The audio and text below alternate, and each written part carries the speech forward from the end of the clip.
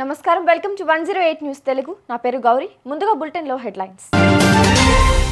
ఆంధ్రప్రదేశ్ కు కేంద్రం మరో భారీ గుడ్ న్యూస్. 11,440 కోట్ల రూపాయల కేటాయింపు. గర్భిణీలకు 21,000 రూపాయలు. ఢిల్లీ భాజపా మేనిఫెస్టో విడుదల. అలా చేస్తే ఇద్దరి బండారం బయటపడుతుంది. రేవంత్, కేటీఆర్ పై ఎంపీ అరవింద్ కీలక వ్యాఖ్యలు. రెయిన్ అలర్ట్, రాష్ట్రానికి మరోసారి భారీ వర్ష సూచన. ఆంధ్రప్రదేశ్కు కేంద్రం మరో భారీ శుభవార్త చెప్పింది. విశాఖ స్టీల్ ప్లాంట్కు రివైవల్ ప్యాకేజీ ప్రకటించింది. 11,440 కోట్ల రూపాయలు కేటాయిస్తూ ఉత్తర్వులు జారీ చేసింది. ఈ ప్రకటనపై కేంద్ర మంత్రి కింజారపు రామ్మోహన్ నాయుడు స్పందించారు. ఈ సందర్భంగా ప్రధాని నరేంద్ర మోడీ ఎన్డీఏ ప్రభుత్వానికి కృతజ్ఞతలు చెప్పారు. స్టీల్ ప్లాంట్కు ఈ సాయం ఎంతగానో ఉపయోగపడుతుందని అభిప్రాయపడ్డారు. ఆంధ్రప్రదేశ్ అభివృద్ధిపై ఎన్డీఏ చిత్తశుద్ధికి ఇది నిదర్శనమని అన్నారు.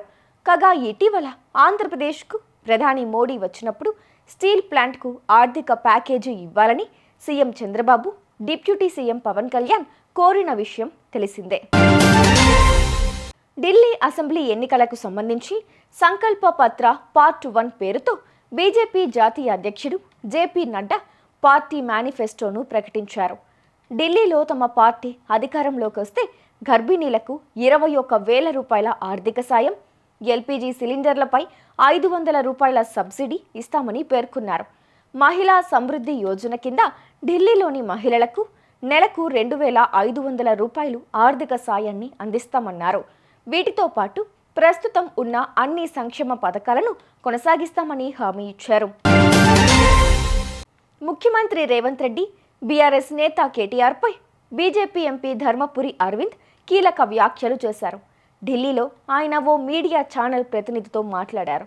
రేవంత్ అండ్ కేటీఆర్ ఇద్దరికీ లై డిటెక్టర్ టెస్ట్ చేయాలని డిమాండ్ చేశారు. నోట్ల కట్టలు తీసుకెళ్లమని రేవంత్ రెడ్డికి, ఫెమా నిబంధనలు ఉల్లంఘించి లావాదేవీలు చేయాలని కేటీఆర్కి ఎవరు చెప్పారో కూడా తెలియాలని అభిప్రాయపడ్డారు. లై డిటెక్టర్ టెస్ట్ చేస్తే ఇద్దరి బండారం బయటపడుతుందని అన్నారు. తెలంగాణలో హామీలు, మోసాలపై ప్రజలకు తాము వివరిస్తామని అన్నారు. ఢిల్లీలో కేజ్రీవాల్ భారీ అవినీతికి పాల్పడ్డారు. తెలంగాణ నేతలను ఢిల్లీకి తీసుకొచ్చి మరీ అక్రమాలు చేశారన్నారు. ఏపీకి మరోసారి వాతావరణ శాఖ రెయిన్ అలర్ట్ జారీ చేసింది. రేపు, ఎల్లుండి దక్షిణ కోస్తా, రాయలసీమలోని పలుచోట్ల తేలికపాటి నుంచి మోస్తారు వర్షాలు కురిసే అవకాశం ఉందని వాతావరణ కేంద్రం అంచనా వేసింది. ఇటీవల అరేబియా సముద్రంలో ఏర్పడిన అల్ప పీడన ద్రోణి ప్రభావంతో వాతావరణంలో ఈ మార్పులు చోటు చేసుకున్నాయని తెలిపింది. చూసారుగా, ఇవి ఇవాల్టి బులెటిన్ అప్డేట్స్. మరో బులెటిన్తో మళ్ళీ మీ ముందుకు వస్తాను. అంతవరకు కీప్ వాచింగ్ 108 న్యూస్ తెలుగు.